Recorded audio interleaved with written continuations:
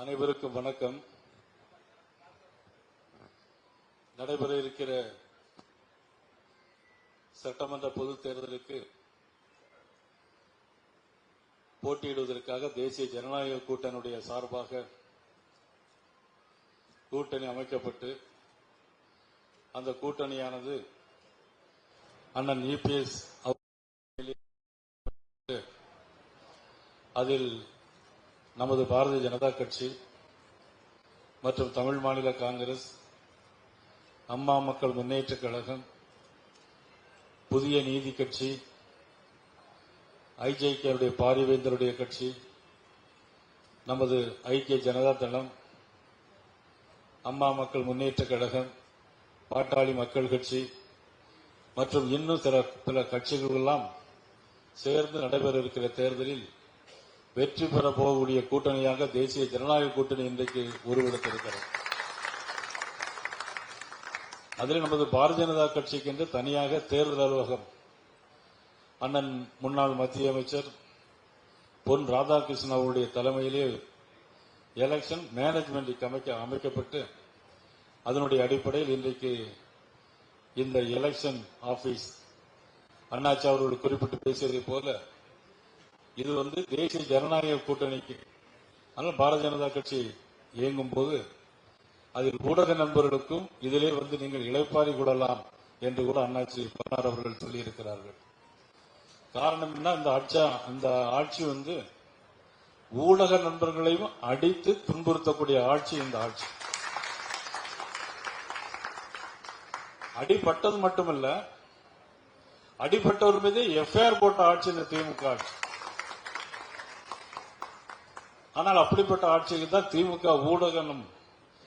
திமுகவுடைய ஊடகங்கள் போலே இதுவரையிலும் ஊடக நண்பர்கள் எல்லோரும் செயலாற்றிக் கொண்டிருக்கிறார் என்று நான் சொல்லவில்லை, பொதுமக்கள் சொல்லிக் கொண்டிருக்கிறார்கள்.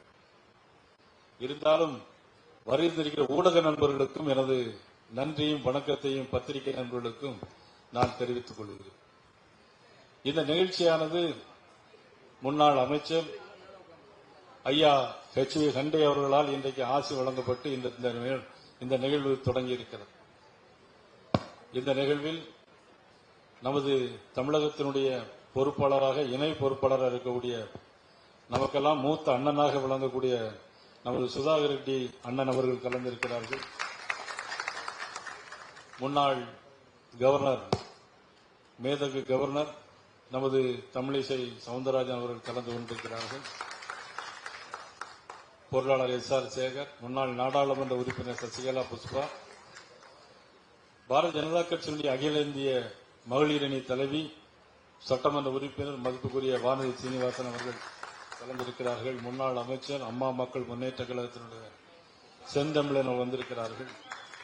ஐயா GK வாசன் அவருடைய தலைமையிலான தமிழ் மாநில காங்கிரஸ் சேர்ந்த கோவிந்தசாமி அவர்கள் வந்திருக்கிறார்கள். முன்னாள் சட்டப்பேரவை துணைத் தலைவர் அண்ணன் VP துரைசாமி அவர்கள், அண்ணன் கரு நாகராஜன் அவர்கள், முன்னாள் நாடாளுமன்ற உறுப்பினர் அண்ணன் கார்வேந்தன் அவர்கள் மற்றும் சட்டமன்ற, நாடாளுமன்ற முன்னாள் உறுப்பினர்கள், வருங்கால சட்டமன்ற உறுப்பினர்கள், உங்கள் அனைவருக்கும் என்னுடைய மனமார்ந்த வாழ்த்துக்களை நான் தெரிவித்துக் கொள்கிறேன். அதேமா இங்கிருந்தே ஒரு 20-30 சட்டமன்ற உறுப்பினர்கள் செல்வார்கள் நினைக்கிறேன். இங்க இருக்கிற எல்லாரும் நல்லா சிரிக்கிறாங்க, நல்ல சந்தோஷமா இருக்குது. உண்மையிலே அது நடக்கவும் போகும். ஊடக நண்பர்களுக்கு நான் ஒன்றை சொல்லிக்கொள்ள, பின்னால் ஒரு பெரியவர் ஆசீர்வாதம் வாங்கிட்டார் அண்ணன் VP துரைசாமி, அமைச்சர்களாக கூட வருவார்கள் என்று இறைவன் நினைத்தால் நிச்சயமாக நடக்கும். ஊடக நண்பர்களுக்கு இதுவரையிலும் இந்த 5 ஆண்டு காலம் இந்த ஆட்சியை பற்றி நீங்கள் புகழ்ந்து புகழ்ந்து புகழ்ந்து பேசிக்கொண்டே இருக்கிறீர்கள். ஆனால் நடைமுறை சம்பவங்களை நீங்கள் தெரிவிக்க வேண்டும். இந்தியாவின் மிகப்பெரிய 4வது அதிகாரமாக விளங்கிய பத்திரிகை ஊடக நண்பர்கள், உங்களுடைய தர்மத்தை நீங்கள் கடைபிடிக்க வேண்டும் என்று அன்போடு நான் இந்த நேரத்தில் நான் கேட்டுக்கொள்கிறேன். காரணம், இந்த 5 ஆண்டு கால இந்த ஆட்சியில் என்னெல்லாம் நடந்தது. பெண்களுக்கு எதிரான பாலியல் வன்கொடுமைகள் 50%, குழந்தைகளுக்கு எதிரான போக்சோ குற்றங்கள் இன்னைக்கு 60%. யாராவது அதை எதிர்கொண்டிருக்கிறார்களா என்றால், எழுதி கொண்டிருக்கிறார்களா என்றால், அல்லது மீடியாக்கள் காட்டுகிறார்களா என்று சொன்னால் இதுவரையிலும் கிடையாது.